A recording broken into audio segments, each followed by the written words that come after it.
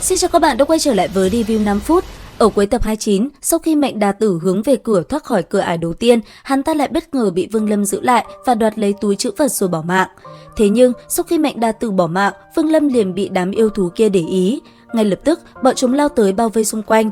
Đối diện với hàng ngàn con yêu thú, hai mắt Vương Lâm hiện lên sát ý, còn phía sau, ma đầu Hứa Lập Quốc run sợ không ngừng gào thét. Càng ngày, đám yêu thú xuất hiện càng nhiều, ẩn sâu trong những cơn bão là đám yêu thú thủ lĩnh thực lực vô cùng mạnh mẽ.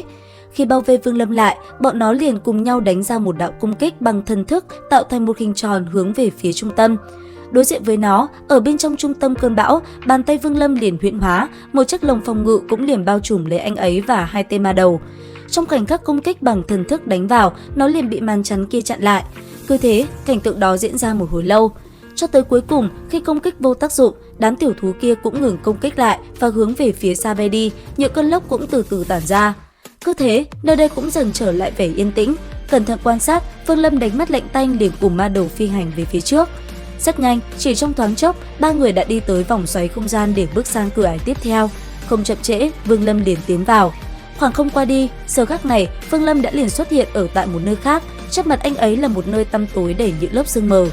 Nhìn qua nơi này một lượt, cảm nhận không có nguy hiểm gì, lôi điện trong tay lóe lên, Vương Lâm lập tức xuất ra ma đầu thứ hai.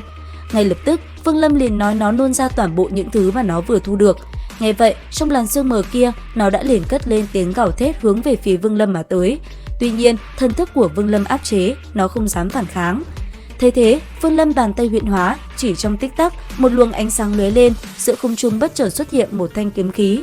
Sau đó, thanh kiếm ấy cứ thế lơ lửng giữa khoảng không rộng lớn, hấp thu toàn bộ những gì mà ma đầu thứ hai nuốt được. Thấy chủ nhân có hành động như vậy, ma đầu Hứa Lập Quốc vui sướng. Lão ta sợ ma đầu thứ hai tranh công nên chờ ngày này đã lâu. Thế nhưng, trong lúc Vương Lâm phải chật vật mới tiến tới được cửa ải thứ hai, thì ở tại một nơi cách đó không xa, Lục Dục Ma Quân cùng cậu bé có thân hình nhỏ nhắn bên cạnh, rất nhanh đã băng băng tiến về con đường phía trước. Lúc này, Lục Dục Ma Quân đang hạ những cấm chế trên đường đi của mình, không cho người đến sau có cơ hội tiếp cận. Có thể nói, tên kia là cực kỳ bất phàm, mỗi khi công kích từ bên ngoài tới gần, nó liền bị cấm chế của Lục Dục Ma Quân phá nát. Còn Vương Lâm, sau khi làm xong mọi việc, anh ấy cũng liền tiến về phía trước nơi xuất hiện vòng xoáy để bước sang cửa ải tiếp theo. Không lâu sau, Vương Lâm đã đi tới trước một cây cầu mang theo dáng vẻ cổ kính và lạnh lẽo bao phủ bởi một màu xám xịt. Nhìn về phía trước, Vương Lâm thấy ba chữ Bất Phi Lộ được ghi trên một phiến đá. Thấy dòng chữ này, Vương Lâm liền rơi vào trầm tư. Không lâu sau, Vương Lâm tỉnh táo lại, anh ấy liền bước về phía trước, hai tên ma đầu cũng bám sát Vương Lâm và tiến về phía xa kia.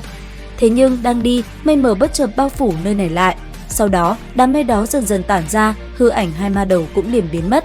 Chứng kiến cảnh tượng đó, Vương Lâm vô cùng kinh ngạc. Theo như anh ấy cảm nhận, dường như mình đã bị lạc vào không gian huyễn cảnh. Tới đây, Vương Lâm lẳng lặng đứng yên tại chỗ và cẩn thận suy nghĩ.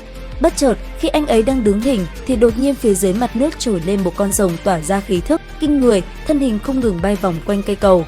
Trong nháy mắt, con dao long liền há miệng ra và nuốt chửng Vương Lâm vào. Thế nhưng vừa nuốt, thân hình nó liền hóa thành một làn sương mù màu xám rồi tiêu tan. Trong làn sương mù, thân thể Vương Lâm chậm rãi bước đi. Không lâu sau, khi đi được nửa cây cầu, bất chợt, phía sau Vương Lâm xuất hiện bóng dáng cha mẹ đang nhìn về phía anh ấy và ho nhẹ. Nghe tiếng bước chân, Vương Lâm không tự chủ được mà ngừng lại, thân thể run rẩy, hình ảnh cha mẹ hiện lên trong ánh mắt, hai hàng nước mắt tuôn rơi.